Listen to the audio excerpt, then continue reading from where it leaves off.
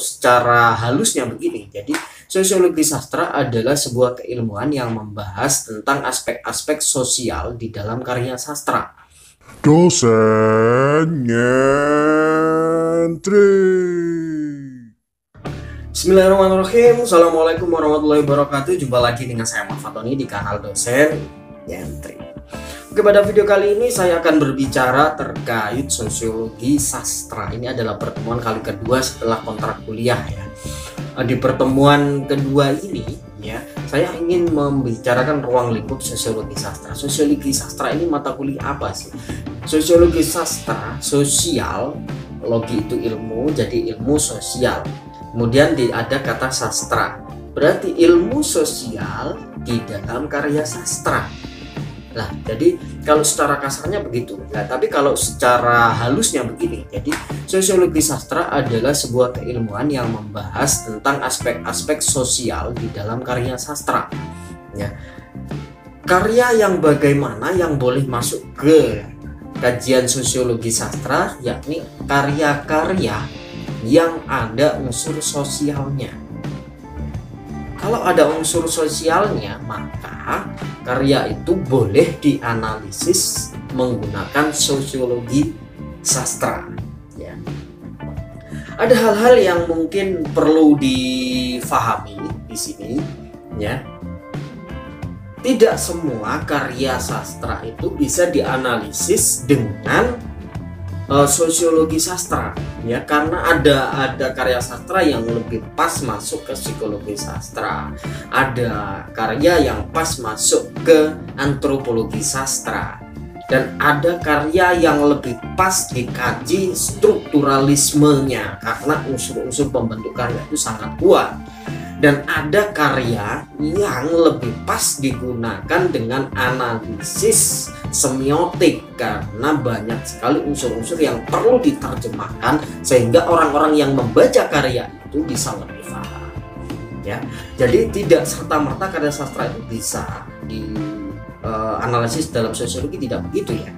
Karena secara teori karya sastra itu adalah cerminan dari masyarakat. Masyarakat itu adalah unsur sosial, ya kan, dari realitanya, ya kan, cerminan dari realita. Tapi tidak juga seperti itu. Ada unsur-unsur yang dominan, ada unsur yang minoritas, kayak gitu kan, di dalam karya sastra ini. Jadi kalian tidak boleh semena-mena menerapkan, "Alah sudahlah, saya mau menerapkan karya ini dengan teori sosiologi sastra." Aspek-aspek di dalam sosiologi sastra ini ada satu, ada sosiologi karya, ada sosiologi pengarang, ada sosiologi pembaca, dan sebenarnya ada 4 ini sosiologi penerbit. Tapi sosiologi penerbit ini tidak banyak dikaji, tetapi perlu dipahami juga bahwa ada 4 itu. Jadi kalau sosiologi karya ini berbicara terkait karya tersebut, unsur-unsur sosial di dalam karya. Kalau yang kedua, sosiologi pengarang, ini lebih banyak berbicara tentang pengarangnya. Nah, kalau yang ketiga ini pada sosiologi pembacanya, bagaimana pembaca karya sastra itu dianalisis, ya. Apakah ada imbasnya karya-karyanya, apakah ada imbasnya sebuah karya yang ditulis pengarang kepada pembaca atau masyarakat. Nah, kalau yang ketiga ini bagaimana karya itu diterbitkan, kemudian didistribusikan sampai menemukan pembacanya. Jadi semacam itu.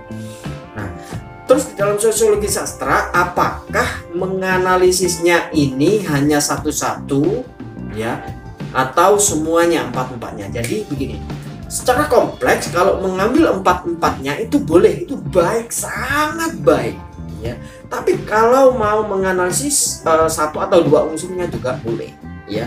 Mengapa? Karena ada tipe yang tidak bisa dipaksakan harus meneliti keempatnya, tetapi lebih fokus ke poin 1, poin 2-nya. Ya, jadi semacam itu ya. Oke, kayaknya itu saja yang perlu saya sampaikan di awal ini sebagai gambaran atau ruang lingkup sosiologi sastra, ya. Untuk tugasnya kalian bisa mulai membaca dan download aplikasi e-Perpusnas, mendownload buku di e-Perpusnas tentang sosiologi sastra. Di situ juga ada novel-novel, belajarlah membaca, biasakanlah membaca membaca. Jangan menunggu ada tugas baru membaca. Oke, cukup sekian dari saya. Saya akhiri, wassalamualaikum warahmatullahi wabarakatuh. Sampai jumpa lagi dengan saya Ahmad Fatoni di kanal Dosen Nyentrik.